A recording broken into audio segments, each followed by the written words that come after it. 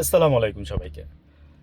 দেখেন হাদি ভাইকে গুলি করার পরে আপনার ৩ দিন পরে উনি মারা গেছে। তার ঠিক ৩ দিন পরে খুলনায় আবার এনসিপির নেতার মাথায় গুলি করা হয়েছে, যে নাকি আপনার এনসিপিতে নতুন জয়েন করছিল। বেশি দিন হয় নাই তো। সেটা ওনার একটা ঘরের মধ্যেই গুলি করা হয়েছে যতটুকু জানি। একজন মহিলা ছিল, ওনাকে নিয়ে উনি বাসা ভাড়া নিচ্ছিল জাস্ট কিছুদিন আগে, 1 মাসও হয় নাই। তো রাতে যখন পুলিশ আসছে তখন ওই মহিলা যে বাড়িওয়ালি আছে, উনি উনি বলতেছে যে আমরা তো কিছুই জানি না, হাজব্যান্ড ওয়াইফের পরিচয় উঠছে।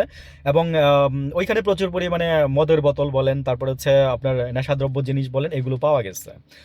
তো আমি যেটা বলতে যাচ্ছি সেটা হচ্ছে যে হাদি ভাইয়ের খুনকে কেন্দ্র করে দেশের মধ্যে যে পরিস্থিতি সৃষ্টি করা হয়েছে, তারপরে দেখেন যে এইটা তারপরে ময়মনসিংহে এক যে ভালুকায় একজনকে ময়মনসিংহে একজনকে পুড়িয়ে মারা হয়েছে।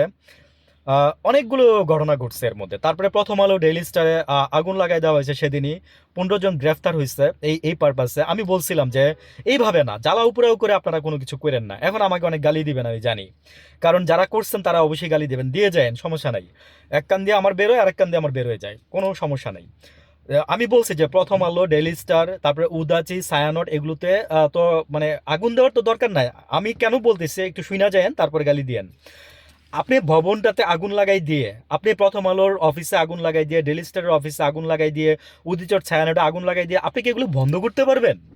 আপনি জাস্ট আমার এই কোশ্চেনের অ্যান্সারটা দিবেন। আপনি আমাকে গালি দেওয়ার আগে এই কোশ্চেনের অ্যান্সারটা দিবেন যে আপনি কি এটা বন্ধ করতে পারবেন। তারপর আরেকটা কথা বলি, আমাকে একজনে বলছে যে এই যে সংস্থাগুলোতে কাজ করতো মানুষ, হ্যাঁ, অনেকগুলো রিজেক্ট গেছে, গেছে না?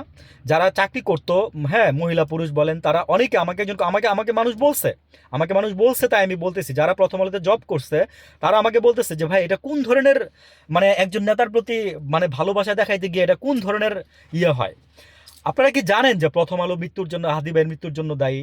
আপনারা কি জানেন যে দায়ী? হাদি ভাই ক্যান্টনমেন্টে নিয়ে বলে গেছে যে ইট খুলে নিয়ে আসবে, হ্যাঁ, মানে বলছে ইট খুলে নিয়ে আসবে। তাতে কি হয়েছে ভাই? মানুষ, বাংলাদেশের মানুষ যা ইচ্ছা বলবে, বাংলাদেশের মানুষ শালীনতা বজায় রেখে যা ইচ্ছা বলবে। আপনার ভালো লাগতে পারে, আপনার নাও লাগতে পারে, তাতে তো কিছু যায় আসে না, কিন্তু তাই বলে আপনার প্রতিষ্ঠান ধ্বংস করে দিবেন? আমি বলছি যে প্রতিষ্ঠান ধ্বংস না করে আপনি এগুলোকে যদি মানে সমূলে যদি মূল থেকে যদি উৎপাদন না করতে পারেন তাহলে পারবেন না। স্বয়ং হাসিনা আপনার এই যে মনে করে যে মতিয়ার মাহফুজ যে সরাইতে পারে নাই, জানেন সেটা? মানে এই যে ইয়ের পরে হাসিনা আসার আগে দিয়ে আপনার হাসিনা নিজে বলছে যে প্রথম আলো মনে করেন যে পত্রিকা খারাপ। হাসিনা নিজে বলছে মুখ দিয়ে, যান ঘাটেন গিয়ে ঘাইটা দেখেন। হাসিনাও চাইছিল বন্ধ করতে, পারে নাই। তো একটা কথা হচ্ছে কি, আমি পারে কি পারে না সেটা আমার কথা না, কিন্তু এগুলো উচিত না, সম্পদ নষ্ট করা উচিত না। আমার মেসেজ দেওয়া হচ্ছে এটা। ভালো থাকবেন।